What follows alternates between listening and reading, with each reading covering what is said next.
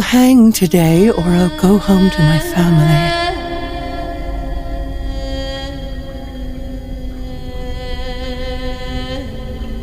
I'll sleep in my husband's arms, or I'll swing at the end of a rope.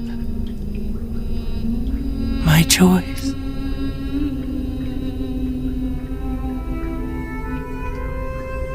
Can a wife be pardoned for such inconsiderate madness?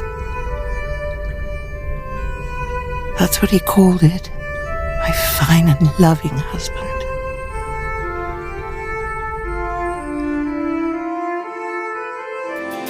We wed the 27th of October, 1633, my happiest day. I wore heavy white silk with glistening embroidery. My veil was designed by my intended, the milliner. He was dazzling in autumn velvet, the finest legs in London, a head taller than most men, and that splendid face. His dark brown eyes met mine, and I was blind with tears. We joined hands, and when the priest pronounced us married, William turned to me and took in my whole countenance. He kissed me with a promise of love and protection for that day and always. I felt myself becoming warm and blushing, distantly aware of our family and neighbors watching us. Later, after the banquet, we took to our marriage bed and stayed in it a week. So happy were we, so in love.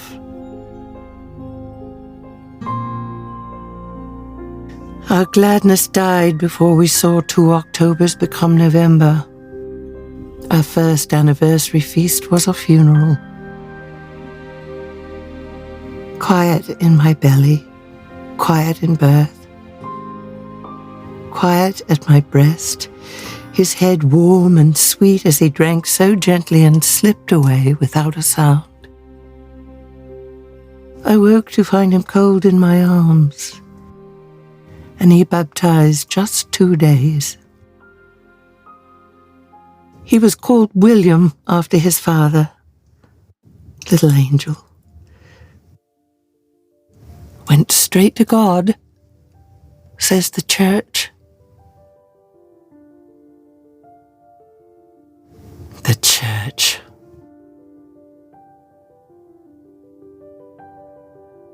We were good Anglicans. We came to the New World in 1635 not to leave the faith, as did the pilgrims at Plymouth 15 years before us, but to reform it, to bring the faith to a simpler land and plant pastoral seeds whose fruit could be taken back to Old England, to nourish St. Martin's and then the whole of the church. William read to me a letter from Francis Higginson, already in New England. This is the most healthful paradise, clean, dry air, springs of sweet water, lash woods, harbours, islands, fat, juicy deer, turkeys and fish, pumpkins, parsnips, carrots, turnips, large and more luscious than any we have ever seen in Old England. Word followed that poor Francis had died of consumption that winter. We came to Boston in late summer, having sailed in spring, Samuel just beginning to show in my belly and William with his mind fixed on our lot on Summer Street. He spent his days drafting and revisiting his designs for our house. The ship tossed during the sunlit hours. The nights were rough and relentlessly dark. How he drew straight lines, I'll never know. When at last we stepped onto the land, we stood together in a deep embrace and felt Samuel stirring, now more than 5 moons grown inside me. Boston, green beyond description and teeming with promise. Only 5 years before, some 200 Europeans died here. The winter was so harsh. We arrived when the days were long and warm, so the men had time to fell trees, strip and mill them, and to put up fine houses before the first frost. We passed muster with the preacher and were admitted as members of the Congregational Church, so Samuel could be baptized the day after his birth on the 20th of December, 1635. I lay with Samuel in my arms, William's arms round me, and the hearth a comfort wrapped round the three of us. My dreams were dancing scriptures, Psalms and Isaiah, Ezekiel and Esther, Ruth and the Nativity. Simple days, simple thoughts, hard work and good, honest sleep. Love was our yoke, and behind us, buried in the churchyard, were our sorrows. In time, though, the words of the ministers invaded my sleep. People must accept the place in society into which they're born. Some must be rich, some poor, some high and eminent in power and dignity, another mean and in subjection, all standing in need of one another. I said to William, "What kind of ministry is this? How are we better off than in cold-hearted London? To break any of the 10 Commandments is to be condemned to death. More than half the people in Boston are deemed unqualified to take communion, and their children can't be baptized. Baptized. Condemned for all eternity? Innocent babes?" We moved across the world to experiment with simpler ways, to purify the church, for unquestionably the Church of England was corrupt. All candlesticks and incense and beautiful windows and music. Beyond the walls of the cathedral were horrors so hideous. Public disembowelments carried out with the supervision of men of the cloth. People burned at the stake. We escaped Europe's brutality only to find Boston a torture chamber. Poor wretches in stocks, soiling themselves in the open air. People whipped publicly, the bone showing white, the red blood running down their backs. The Reverend Roger Williams suggested that the 10 Commandments are in 2 parts. The first 4 speak to man's relationship with God and should not be subject to the laws of man. "Thou shalt have no other gods before me. Not make unto thee any graven image. Not take the name of the Lord thy God in vain. Remember the Sabbath day to keep it holy." The 6 that follow are between man, and as such should be subject to the laws of man. "Honor thy father and thy mother. Thou shalt not kill, not commit adultery, not steal, not bear false witness against thy neighbor. Thou shalt not covet thy neighbor's house, thy neighbor's wife, nor his manservant, nor his maidservant, nor his ox, nor his ass, nor anything that is thy neighbor's." I never understood how the 10th could be enforced at all. Never in my life did I hear anyone say, "I do wish that fellow's house were mine, and I want his Eliza for me own wife."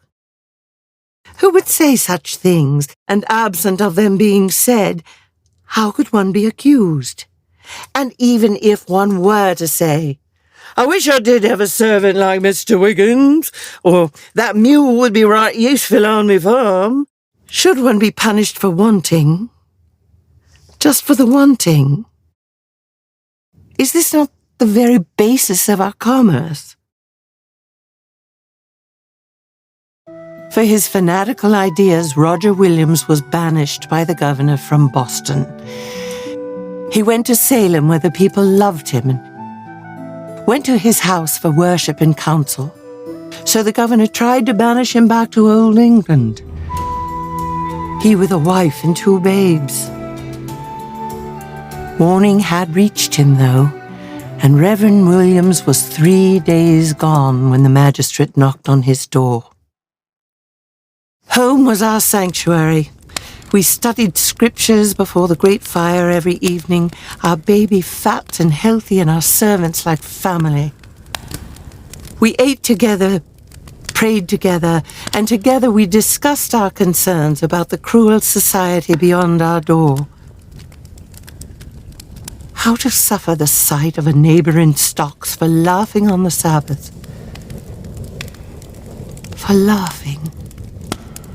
William, my most excellent, loving husband, ready to embark again come summer back to old England, was as miserable as I. How could our children live in such a world? Fetching water at the spring in April morning, I met my neighbor Anne Hutchinson. She was still bearing babes and already a grandmother. My friendship with Anne was immediate. We understood one another effortlessly, naturally. We opened our hearts to each other as if we shared one mind. Her love sustained me, and does even now.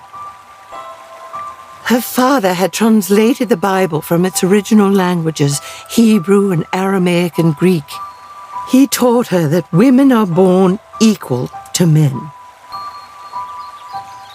How discouraging is this Puritan preaching of the Old Testament, this Old Testament sifted and translated through the centuries by a relentless patriarchal lineage hostile to our sex.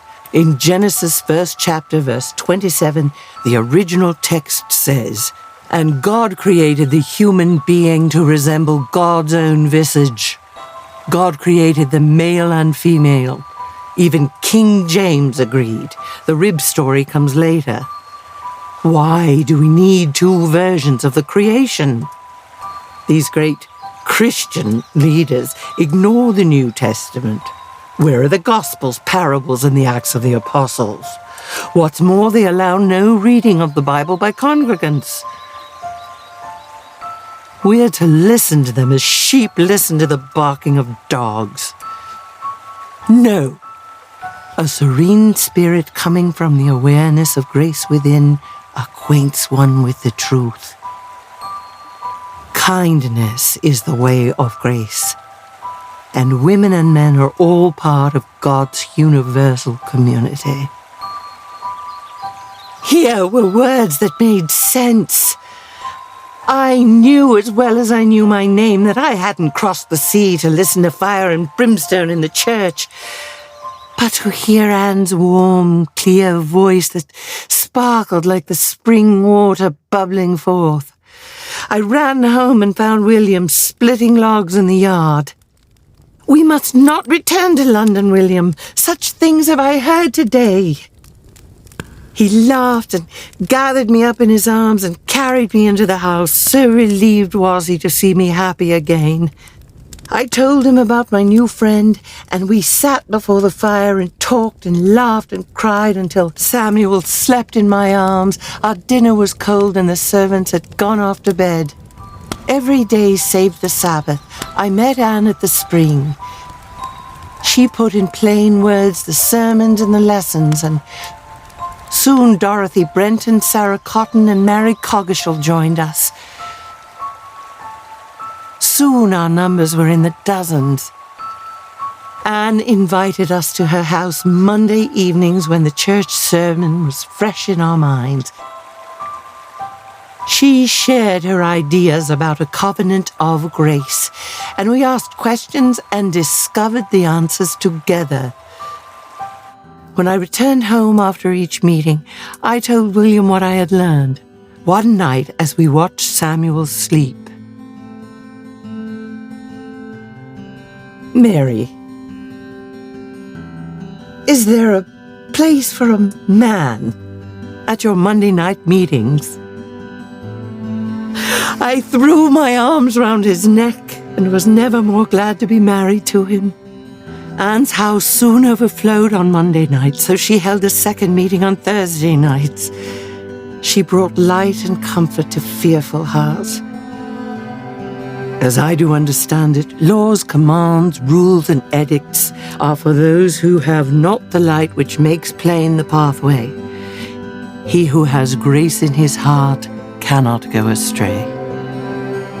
She was a preacher and a teacher, and she was a woman. Anne Bradstreet, forbidden by her magistrate husband to attend our gatherings, wrote her frustration in poetry.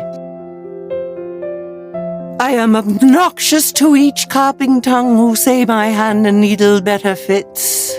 A poet's pen all scorn I should thus wrong, for such despite they cast on female wits. If what I do prove well, it won't advance. They'll say it's stolen, or else it was by chance. Women, speaking of God and poetry. All about the town, people, women, men, even children, declared the wisdom of salvation by grace. The barber, surgeon, publican, and ferryman sought out Anne's counsel. She served as our spiritual guide, not by election, nor by sanctimonious appointment, but by grace itself. The multitudes flocked not through obligation to the mount to hear the great sermon of Christ, but by spirit alone. Never was a place more beloved than Anne's house midwinter, with the fire roaring, cider in the pot, cinnamon and clove on the air, and we women friends all in a circle with our needlework. Everything made sense then. The home, the hearth, neighbors, our husbands, babes. The work in our hands, and Anne's words that gave a name to the knowing that we were living natural and good lives in the sight of God, tending our families and homes and our spirits. We felt God's pleasure with every stitch. Grace woven into the fabric of our lives. We cared for each other, loved each other. Never did I before, or have I since known such peace.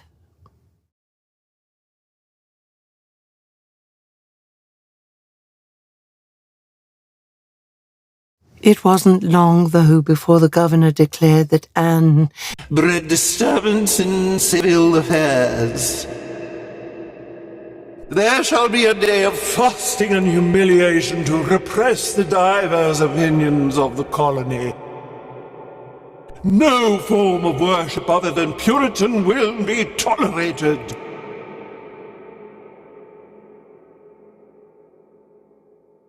It was October, and every maple was lit up as if on fire. Life had been growing in my belly again for more than 7 moons.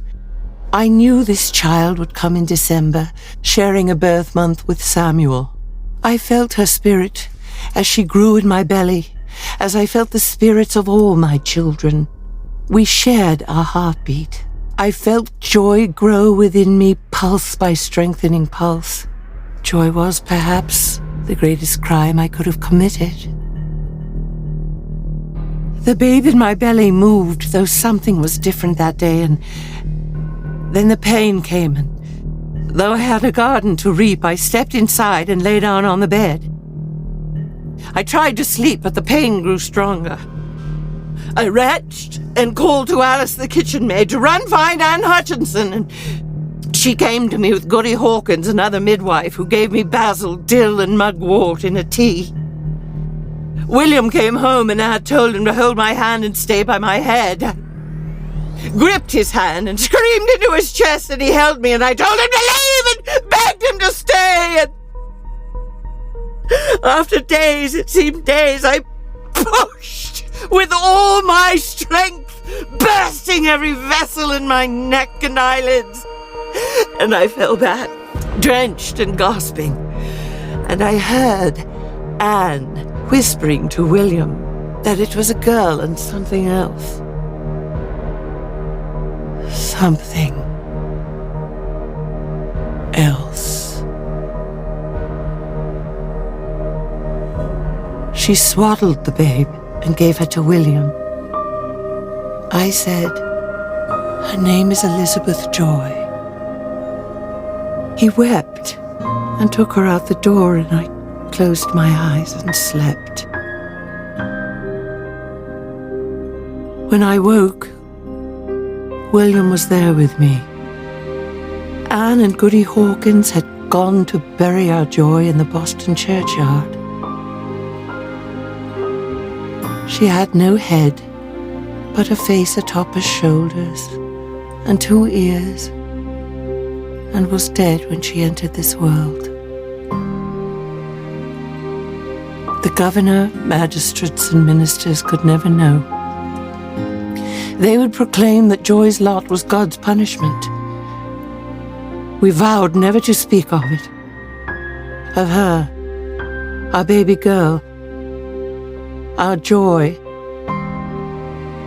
And we never would have, but 5 months later came the trial of Anne Hutchinson, when it seemed the whole world knew and I was branded mother of a monster.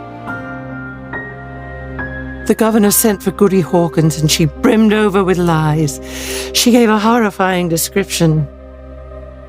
A face without a head, horns, 2 mouths, and claws for feet.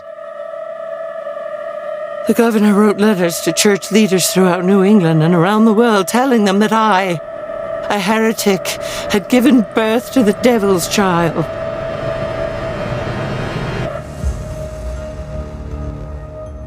Last century, a famous surgeon wrote with absolute assurance that there are reckoned up many causes of monsters.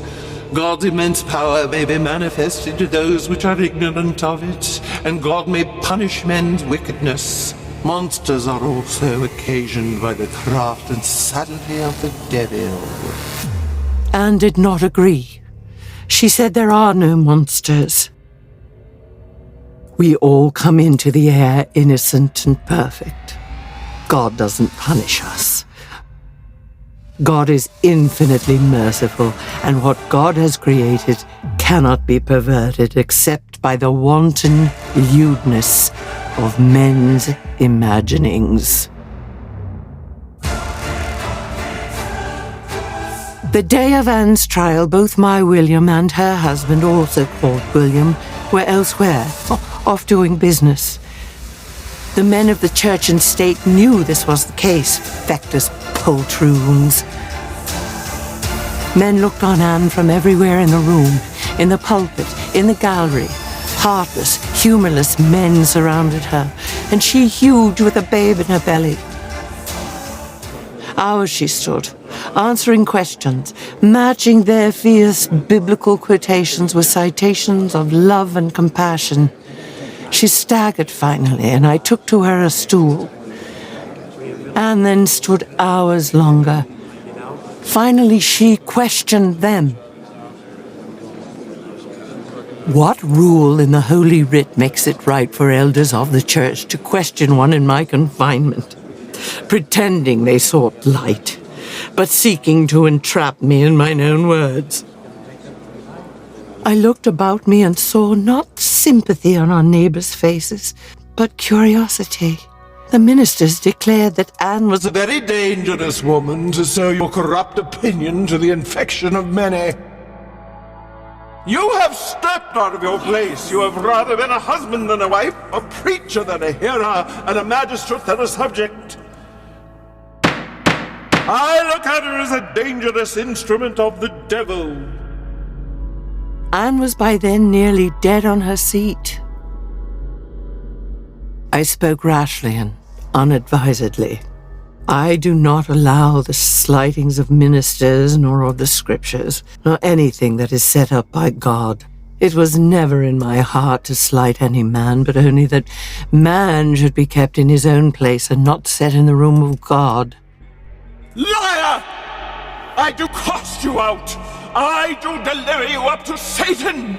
I do account you from this time forth to be a heathen! I command you in the name of Christ Jesus and of the church as a leper to withdraw yourself! All the ministers then turned their backs, and she was excommunicated. The congregation turned their backs. I rushed to her side and took her hand, and as we walked out of the church, we heard someone ask, "Who is that with Anne Hutchinson?" A voice cried out, "She is the mother of a monster!" The congregants gasped and whispered. My knees gave out beneath me, but Anne caught me and shouted back at the crowd, "The Lord judgeth not as man judgeth. Better to be cast out of the church than to deny Christ." Then we were in a carriage, then somehow home in front of the fire.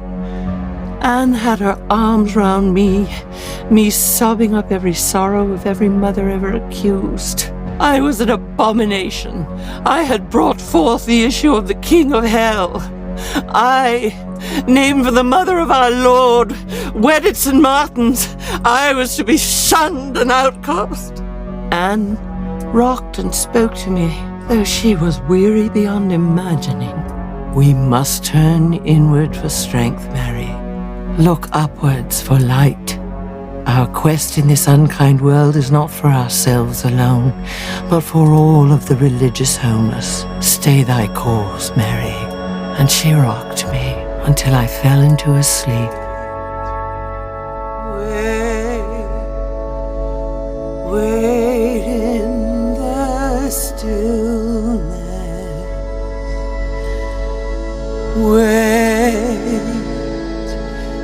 Wait, let the gathering unite. Wait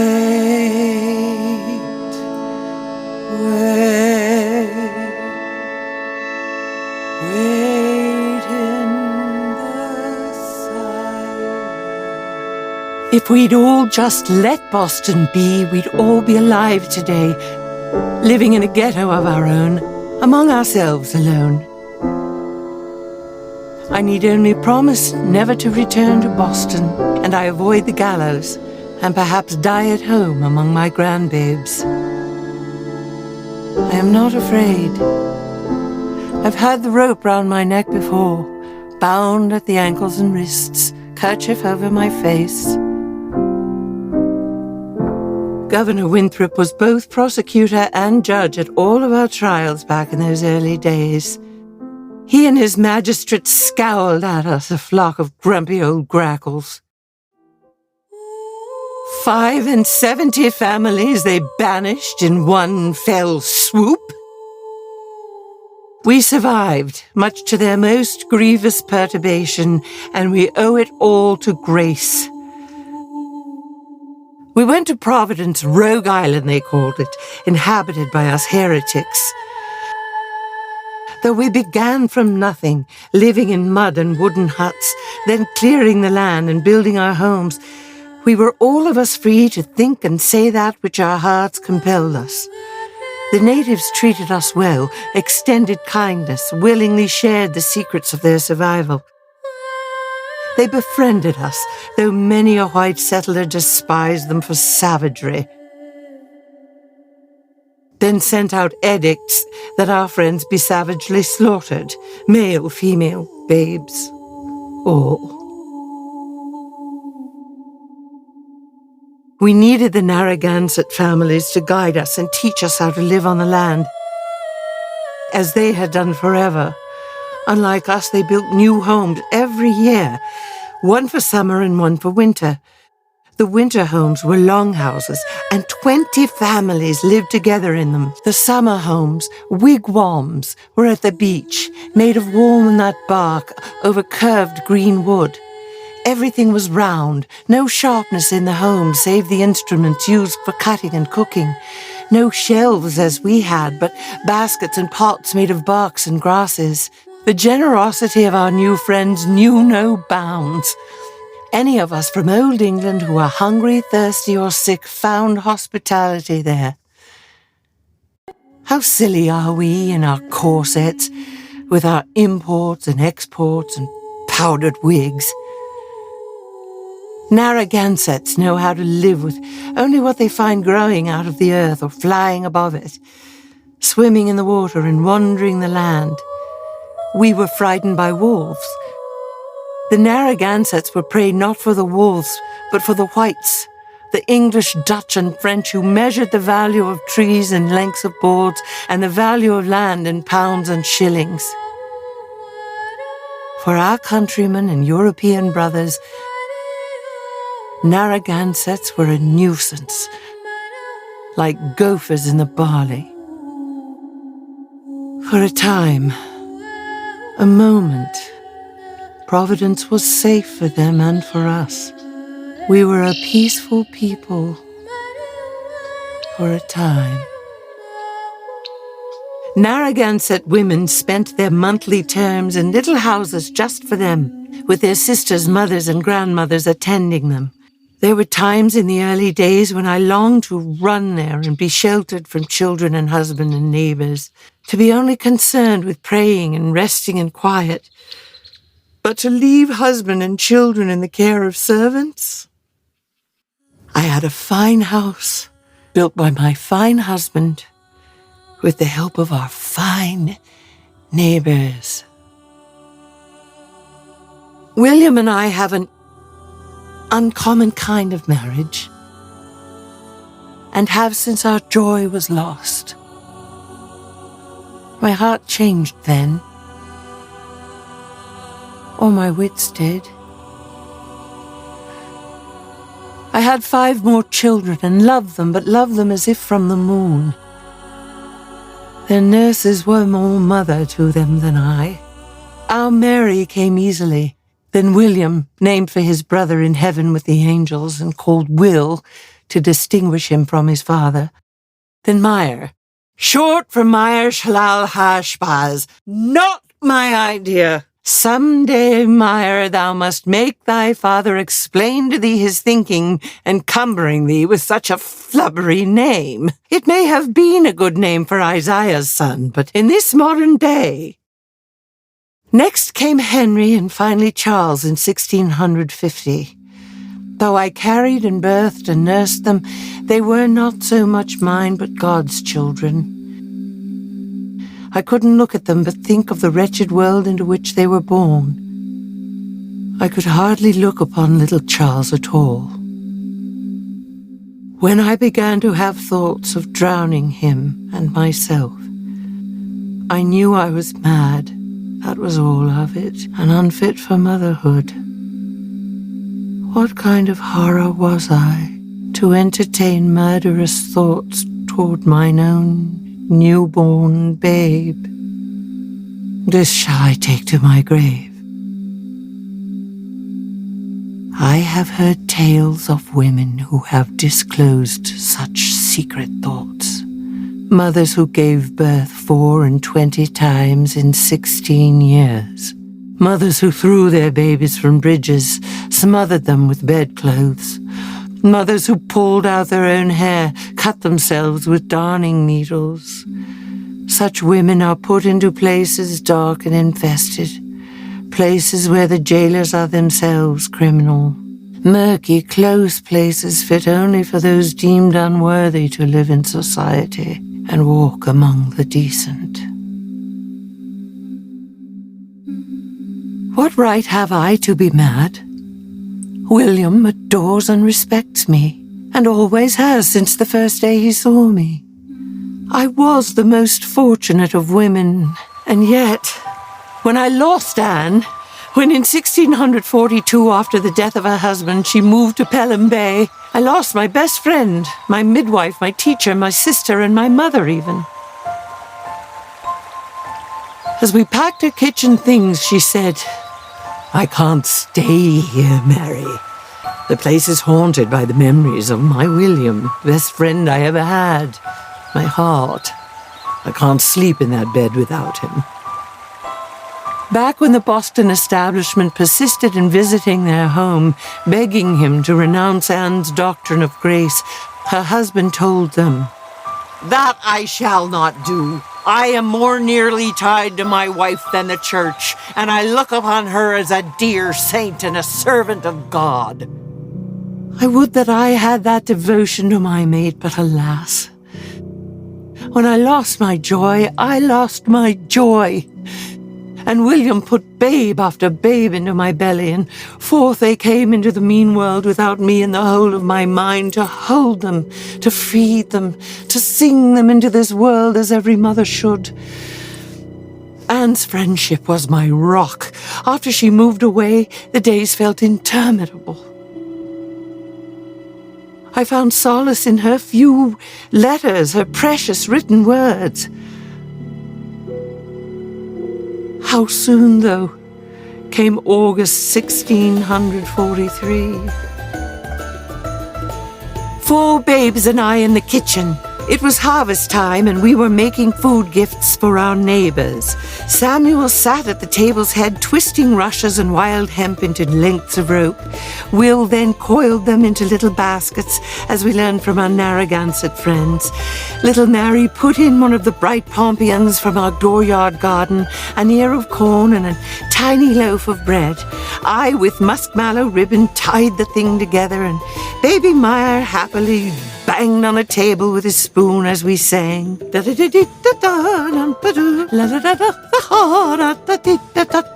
The kitchen maid stumbled, sobbing through the garden door. "What is it, Alice, for heaven's sake?" "Mistress Anne is dead, madam. Scalped, butchered, and burned with the house. Before they killed her, madam. Before they killed her, she watched us as servants, and 5 of her children was bound, scalped, and hacked to bits." Holy Mother of God! I threw the children onto the bed and told Samuel not to let the baby fall. I ran out the door and through the garden gate and down the back road to find William. He had already heard the terrible news. The town was awash in the horror of it. Algonquins, in retaliation against the settlers who had massacred their people. They didn't know Anne, didn't realize she was their friend. Oh, revenge. How ghastly thou art. How absolute thine enmity. Some back in Massachusetts viewed it as God's final judgment of her blasphemy. The Puritans celebrated Anne's gruesome death. They declared it wondrous evidence of divine providence. Governor Winthrop wrote, "Mrs. Hutchinson was an American Jezebel who had gone a-whoring from God."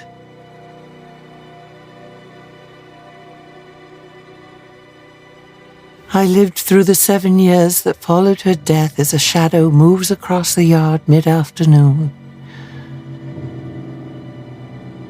A slow, quiet path and a melting to darkness. Day after day, becoming weeks, then months and years. When baby Charles was born, I knew I would never lie with my husband again. Not so long as I could bear children. I could not bring yet another soul into this dreadful world. The midwife put Charles to my breast, and in his dark little eyes I saw my own darkness reflected. I could think only of dropping him in the well, and myself after him. William loved to watch me nurse my babes. He set his hand on my shoulder and stood behind me as I rocked Charles. William bent down to kiss me on the side of my neck, and I cringed. His touch felt loathsome to me then.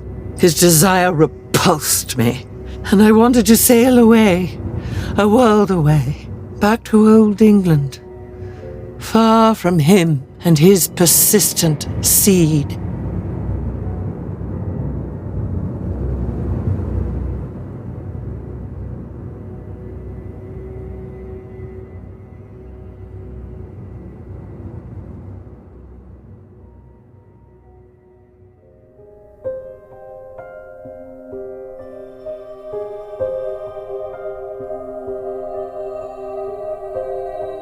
I dreamed I took my babes to the sea. They were small in my dream, all of them little again.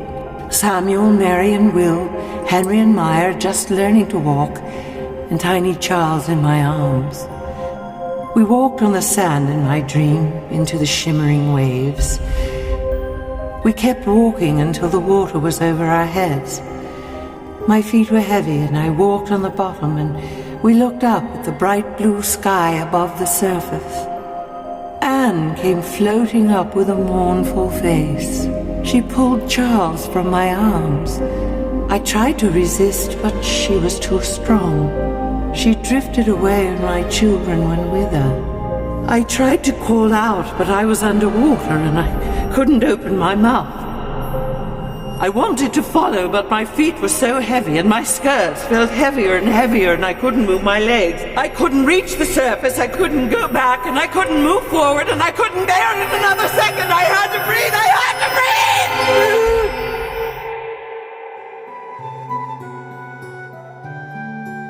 I heard stories of a new manner of worship emerging in England. People were moving away from the Anglican Church as William and I did. But they were dissatisfied with the Puritan answer. The new group was called Seekers, and their motto was, better not to stand still, but keep searching with an open mind. An open mind.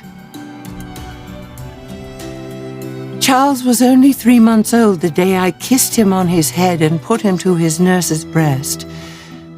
I packed my bag and put on my woolen cloak, kissed goodbye all my babes and my husband, though many a man would call me criminal for doing so. William was distressed, but didn't stop me. He kissed me, touched my hair, and bade me take good care of myself. And then I went. Had I spoken, what I would have said, no matter how intended, would have sounded sharp and unkind. So bleak had my mood become. I boarded the ship at Newport and set sail for Old England. A woman alone. Time stopped. I felt nothing. Nothing for my husband and babes left behind me. Nothing for my fellow voyagers. I slept and ate, though very little. I prayed and smiled and nodded my head when it was expected and proper. I heard the voices of the other passengers and the crew. I heard the wind and the gulls that followed us. I cared nothing for any of it, and wondered why I was there, the tedious sea in all directions.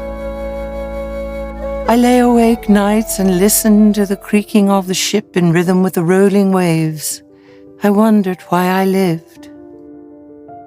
When we arrived in Old England, I visited friends whose faces I had not seen in more than 16 years. We were all older and grayer, and they ever gracious and glad to see me, but their concern was clear. For a woman doth not leave her family, much less her newborn babe, unless something is grievously wrong. I embraced my old friends, and they me, but we didn't speak of it. And like a hedge of cattails, it stood between us.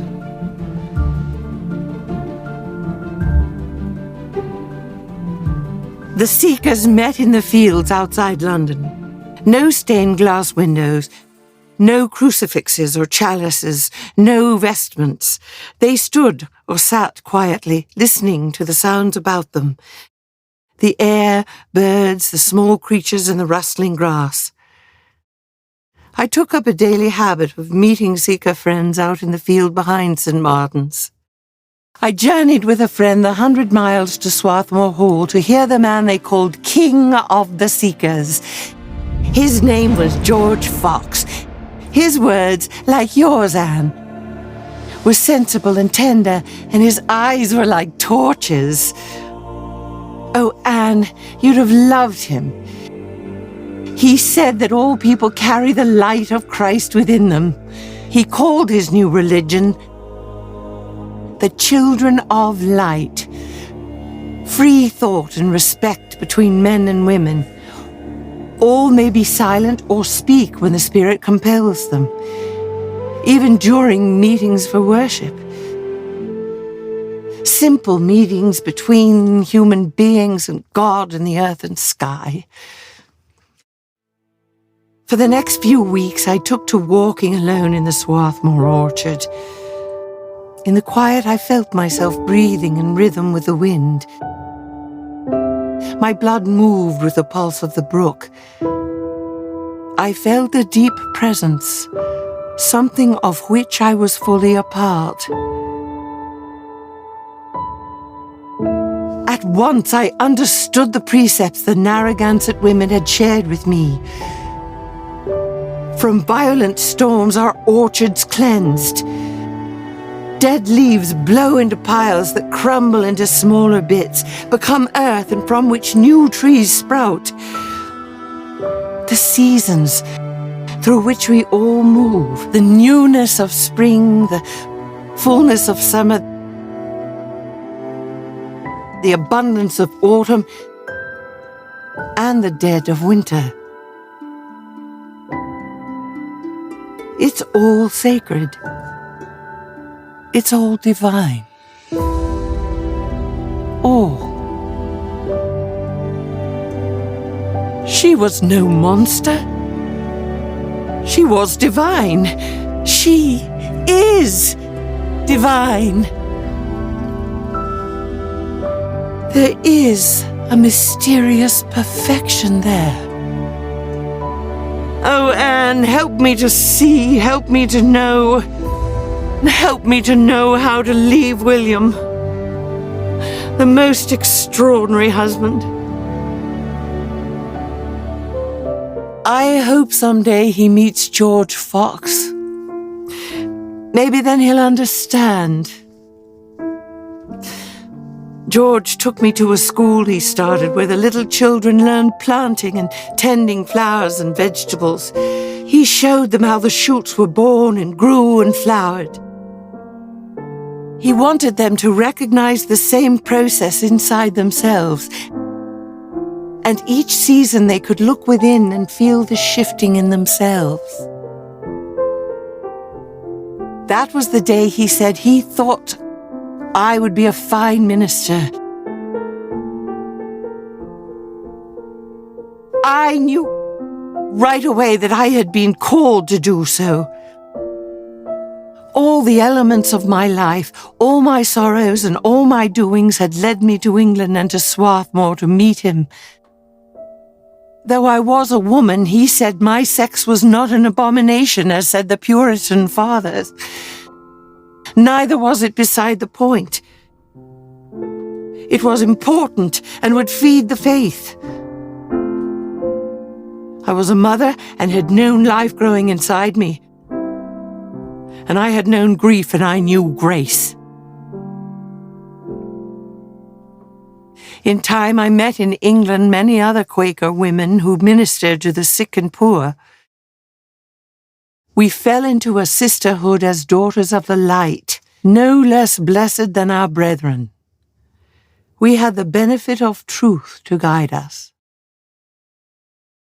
As Anne's father had taught her by way of the original texts of the Bible, women were not held up as original sinners. The church fathers so defined us. How convenient for them. Half the souls on earth are fit only to be submissive to their bidding. Women cannot have a calling to guide worship. On a rainy day at Swarthmore, with a fire roaring, we friends gathered, making plans to spread the truth more widely. The truth that everyone carries the divine within, and no one has authority over another's piety. I had been in England for years. Though I knew it seemed unnatural, I had no intention of returning to Rhode Island to my children and husband. Not to Rhode Island should I return, but to Boston with other friends, and defy the rule that no free thinkers were allowed in the Massachusetts Bay Colony. Only by standing up in the face of injustice could we shed light on the darkness and show to the world the pure path to grace. It was our calling, and we were eager to follow it. I did return to Boston with my friend Anne Burden. The ship's manifest showed a Q for Quaker next to our names. We thought this harmless and charming. If one died at sea, the funeral could be designed according to one's faith. Thoughtful, don't you think? We arrived in Boston Harbor on a bright, frozen day in late winter. We gathered up our things and stood in line as the magistrate spoke to each disembarking passenger. When we arrived at the front of the line, the man looked up at us sharply. "Quakers? Marshal!" A rough hand grasped my arm, and it was all I could do to stay on my feet as he hurried me to the jail and unceremoniously dropped me onto the filthy floor. I never saw my friend Anne Burden again. All my books and papers were burned. Quakers were not welcome in Boston, not even for an instant. Nothing had prepared me for the gloominess, dankness, and cold of that cell with the windows boarded up. I had no way to tell William I was so close to home. 2.5 months they kept me there. Only because a jailer took pity on me and gave me paper, pen, ink, and a little lantern did I find respite, writing every thought that came to me. Scriptures over and over again. Romans. The sufferings of this present time are not worthy to be compared with the glory which shall be revealed in us. The sufferings of this present time are not worthy to be compared with the glory which shall be revealed in us. The voices outside the jail taunted me. They were free to roam about the city, going to market, shouting to each other across the square, talking, laughing, sometimes singing. They were laughing at me, at all people in chains, all slaves, all wretched and powerless people of the earth. But then I woke from a fitful sleep with an urgent idea. They might know of me, or might have compassionate hearts. They might help me, if only they knew I was just on the other side of the wall. It took some doing, but I pushed a note through a crack in the wood. I repeated the Psalms, all 150 of them. It became my task to remember them in order, and with the quill the jailer had given me, I marked their passing by scratching lines into my legs. And once I had finished 150, once I said, "Let everything that hath breath praise the Lord," I started once again. "Blessed is the man that walketh not in the counsel of the ungodly, nor standeth in the way of the sinners, nor sitteth in the seat of the scornful." I heard a key in the lock, and the door to my cell swung wide. My husband stood there, the light at his back. He was a great shadow. My eyes had grown unaccustomed to the light that pierced them, and I covered my face with my hands and struggled to stand. He carried me into the rising morning light. There in the street he kissed me, and in his great embrace enfolded me. It was the most comforting earthly moment of my life. Some kind soul had picked up my note and passed it on, and the word had quickly reached my husband. William had gone to the governor of the Massachusetts colony and demanded that I be let free. Though he had been put out of Boston, William had since become respected by all for his prominent station in Rhode Island. The governor dared not imperil the alliance between the two colonies, so he ordered my release. But William was put under bond and swore that I, his Quaker wife, would go home to Rhode Island straight away, with no lodging in any town of the colony, no speech with any along the way, and I must never return to Massachusetts. He gave his word. So glad was I to be away from that cell that I didn't wonder what price might have been paid for my release. Even had I known then the promises he had made on my behalf, I do not know that I could have resisted the allure of the bright world beyond. Right away we were off, me on a chestnut mare and William on a bay stallion. It felt like a dream, riding through the morning dew and into the afternoon.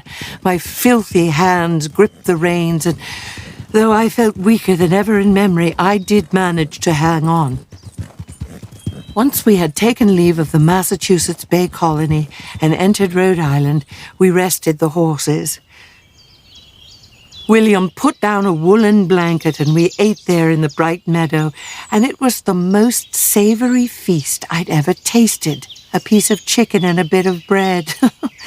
He pulled from his pocket a handkerchief wrapped round fresh mint. I gobbled the leaves and welcomed the stinging taste.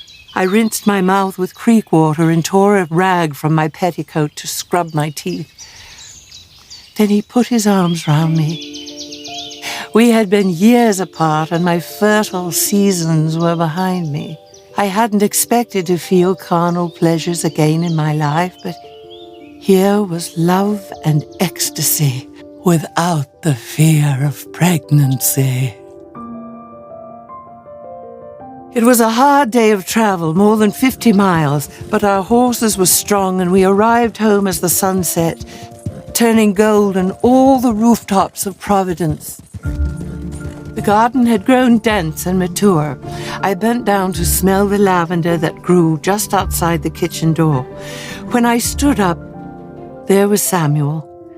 He was a majestic man of 22 and married to Anne's granddaughter. She was named for Anne and so much like her that I wept, and she kissed my cheek and called me mother. My little Mary came to me, and she was a woman of 17 and the mistress of the household. She kissed me too and said to me, "Welcome home, mother." Anne took my hand and led me to the great tub in the kitchen. The men were gone, and my daughters peeled the layer of rubbish from my body. Mary threw into the fire the foul rags that had been my day dress, petticoats, corset, and shift. They recoiled when they saw the scabs on my legs, but quickly set about making me clean again. It stung like the dickens at first, but they scrubbed me with vinegar and poured a pitcher of it over my head and through my fetid, tangled hair. Anne rinsed my hair and skin. Then I stepped out, and they wrapped me in a thick blanket and put me before the fire. Mary rubbed into my legs, cracked feet, and hands oil of rosemary. Anne patiently brushed my hair with boar bristles and braided it. I went to bed feeling as if nothing was so lovely as clean linen. The children came in to see me. In came 16-year-old Will Meyer, who was 11, 9-year-old Henry, and the baby Charles, who was 7. The youngest two didn't know me and peeked at me from the doorway, a curious woman in their father's bed. Still, they called me mother and smiled, both of them little images of their father. I felt welcome, but I was a stranger to my children, and the house was unfamiliar. I couldn't give it thought, though. I was so weary that I closed my eyes and slept for 3 days. I woke to find William watching me, his head on the pillow next to mine. He put his hand on my face, and we touched each other's lids and brows and lips. And in silence we reacquainted ourselves. His face was a map of laughter and sorrow, the corners of his eyes wrinkled from 100,000 smiles. Deep lines had settled between his brows. I kissed those spots and he kissed mine. I knew then that my face had acquired a kindred landscape. Hungry? Off to the kitchen we went. At the table before the fire, we ate eggs and bread and hominy and drank strong tea. Finally, we spoke of the hard stuff. He told me of his promise to the governor of the Massachusetts colony. I cannot be silenced like a misbehaving child. Would you have rotted in that cell? Would you have never seen your children? Please! People are being tortured. I must go to Boston again and visit the other friends in the jail and give them comfort. What unnatural hold on you have these Quakers! They have taken you from your family and in you put a wish to be hanged. You cannot survive in Boston. He banged his fist on the table. But William, they have given me back our joy. He put his head on his arms and wept. I knew I couldn't help him understand then. I was asking too much of him. I put my hand on his shoulders and my cheek on his hair. Shh, husband. Sufficient unto the day is the evil thereof. Enough now. I kissed his brow, pulled a shawl round me, went out to the garden and walked through the town. Gone were the woods that once ruled Providence. In their stead were a sea of chimneys, and masts of ships of all sizes and descriptions filled the harbor. I saw no familiar faces as I walked through the streets, but felt calm in the free city. For 2 years I stayed home with William and tried to be a good wife and mother. But Mary had become the mother. So I held meetings for Indians and slaves, and those were heavenly times. They are natural friends.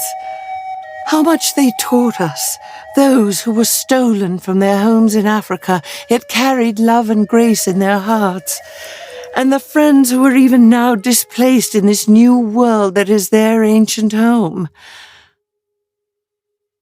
How forgiving are they? My son Will began attending, and soon called himself a friend. Some friends who were landowners began to free their enslaved and bonded servants too. But when I heard of increased persecution of friends in Boston, and learned that in jail were William Robinson and Marmaduke Stevenson, 2 young men beside whom I served the sick and poor in London, I knew I had to return. They could not suffer there alone. I did go to Boston, and met outside the jail another dear friend, Christopher Holder, also there to visit William and Marmaduke. We fell into elated discussion, and because of our bright clothing, we stood out in Puritan Boston like scarlet maple in a forest of black spruce. We were dragged into the jail as prisoners ourselves for violating our banishment. Christopher was, for his highborn background, put on a ship for England. I was brought with William and Marmaduke before the exasperated magistrate. We have tried several laws and endeavored in several ways to keep you from among us. and neither whippings, nor imprisoning, nor cutting of ears, nor boring of tongues with hot irons, nor banishing you upon death would keep you from amongst us. Give ear and hearken now to your sentence of death. You shall be had to the place from which you came, and there to be hanged until you are dead. The will of the Lord be done, Marmaduke said. Marshal, take them away! Yea, joyfully I go, said I. We were dragged back into the jail then and scheduled to hang in a week. We all wrote to the magistrates. I recommended that they read Proverbs, for surely they had missed many messages therein. The merciful, kind, and generous man benefits himself, but he who is cruel and callous brings on himself retribution. Oh, Anne, I could never rise to thy eloquence, but I tried to help them understand that their kind of rule could not survive. Better to change the law and save their own souls. I relished my time in confinement then. In the silence, I felt deeply peaceful. It was my choice to be there, and with each moment, my spirit grew in confidence and strength. I knew Boston would rise up and change the laws, for surely they would not allow the governor to murder a woman guilty only of speech and thought. The day dawned when I was to hang. I felt no fear. I sat in that cell waiting, listening to the drum. The jailer brought a visitor, and I turned to see, standing there, my son Will. He rushed to me, hugged me, and lifted me off the ground. Oh, Will! Oh, Will! And I hugged his neck. Then I remembered, and panic engulfed me. Will! Thou art a Quaker! Thou art not safe in Boston. They'll hang thee, Will! We spoke in the manner of friends. Quakers. So? Thou art ready to hang, mother? Is it not more potent to see a son hang beside his mother than to see her hang alone? No, Will! This shall not be! Thou art 18 years old. Thy life lies before thee. I have lived and known love and sorrow and joy. I have sailed across oceans and searched for this path on which I go to the gallows today. This is no whim, Will. Hast thou considered thy living family, mother? My father sits in the yard and weeps. He weeps for thee, puts his face in his hands and sobs and is inconsolable. While thou skip down the path to thy death as if thou had no care on earth, thou art killing thyself, mother. Yes! Thou, with a husband who adores thee above God himself, with 6 loving children, thou left us without even a goodbye. Were my father to come here, he would lose his own freedom, and who would care for his family then?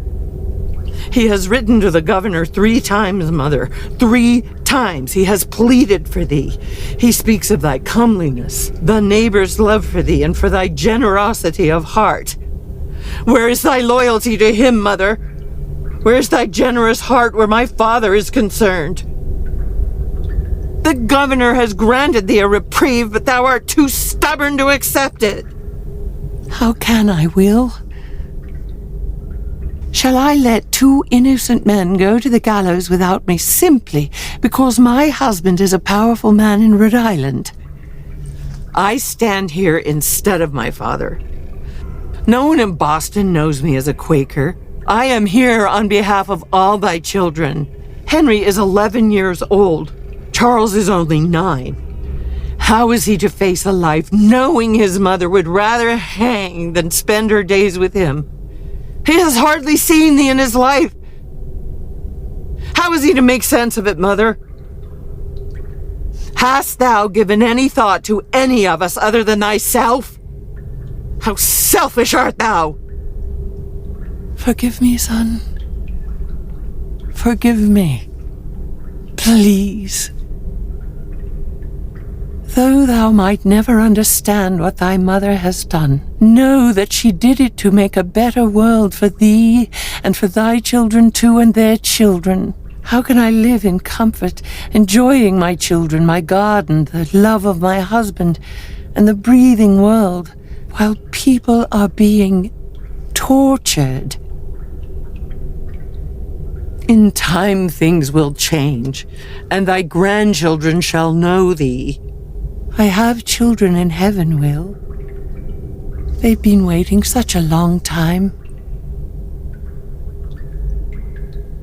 My boy looked down at his feet and kicked at a piece of straw. I put my arms round him and he wept. Mother, please. Please. How can I return home without thee? More than anything, at that moment, more than anything in the world, I wanted him to go.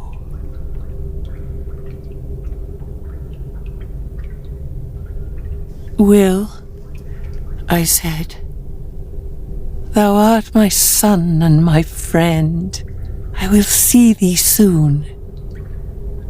He picked me up and kissed my face. Then you'll come home. I took a breath and smiled and touched his cheek. I will to the magistrate, he said, and then ran out the door. For the first time, I felt guilt. The shame that I had suffered for my sex, my selfish choices, secrets held for reasons only of survival and self-preservation, all paled in comparison to the raw guilt of that moment. Seeing my son overjoyed, believing he'd prevailed heroically, saving his mother from the rope.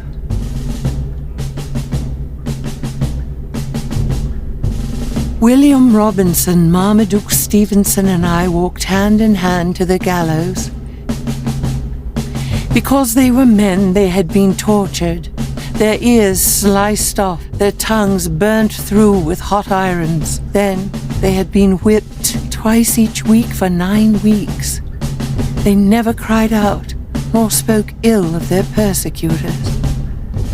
Their heads were high as we made our way. First, the marshal compelled William to climb the ladder, then bound his legs and wrists, put a kerchief over his face. The drum went silent, and he was dead.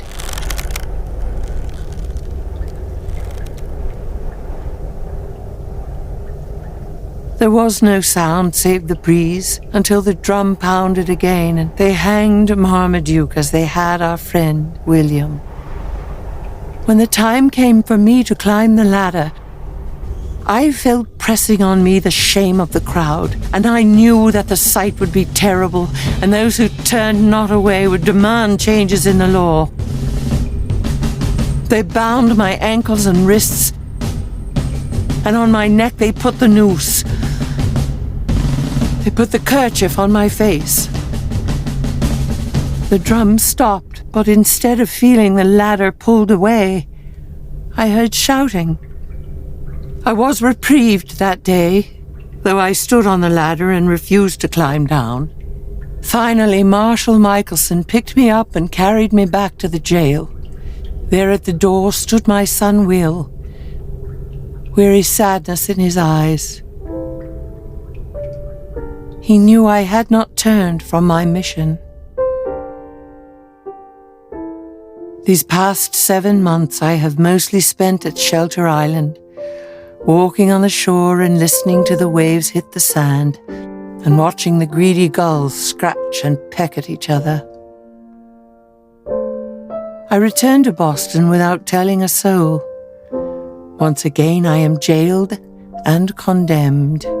Once again, all I need do is vow to stay out of Boston, and home to my family and friends I go. I'll hang today, or else sleep in my husband's arms. My choice. Our point of faith, we friends, is that the truth makes men tender. Here is my choice, then. Either I expose this immediate truth, that the powerful in Boston who wield the sword will strike me down for defying their banishment decree, or I return to Rhode Island and let the mean world sort itself out. My banishment is imposed because of my thoughts and my words.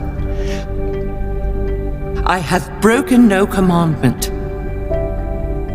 I have taken nothing away from anyone, but refuse to bow to that human authority I cannot recognize. These men hold our lives in their hands. We have condemned our children and their children by our cooperation to lives of obedience and servitude to indefensible oaths and creeds to which their hearts have no natural allegiance. How dare we? Our children don't belong to us. They belong to God. They must be given the chance to feel the light in their own ways, in their own time. Heresy! Yes! I joined a new religion, and for that I will be hanged unless I choose to leave Massachusetts and never return. How can I? Is it not a sin once I know the truth to keep it to myself? Is it not my duty to mankind to share the truth so they may be made tender? Is my one little life so precious that I cannot offer it in sacrifice for the lives of the multitudes of souls that follow me?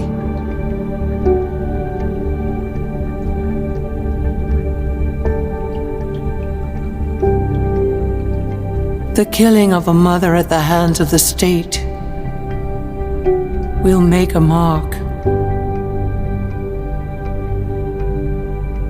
I am guilty of thought. I am guilty of speech. If I don't do this, free thought will die here before it's born. That men have gone before me is not meaningless, but less compelling only because they were men. And somehow more dispensable than we who carry water and bear children.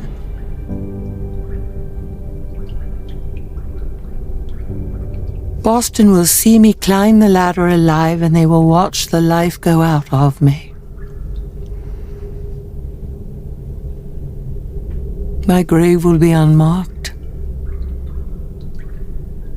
and my family will have no claim to my body.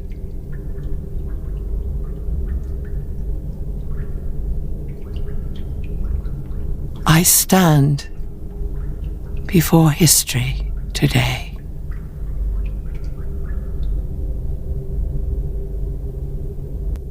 Thankfully, in New England, these events are solemn and not celebrations as we have seen in Old England. I have seen too many hang to hold much hope I won't spit or soil myself. Still, I trust I am a vessel filled only with grace. But once released, I am in heaven, and my body belongs to the earth.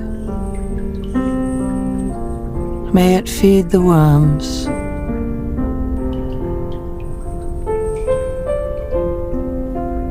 They're here.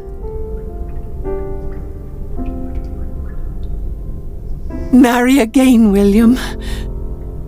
Wed thee a new bride who brings forth new children and warms thy feet by the fire. In October, with my babes in the garden, plant holly, evergreen, like thy love, William. Thou never wavered, I shall see thee today, Anne, and my little Will, and my joy. I choose to go now to the gallows.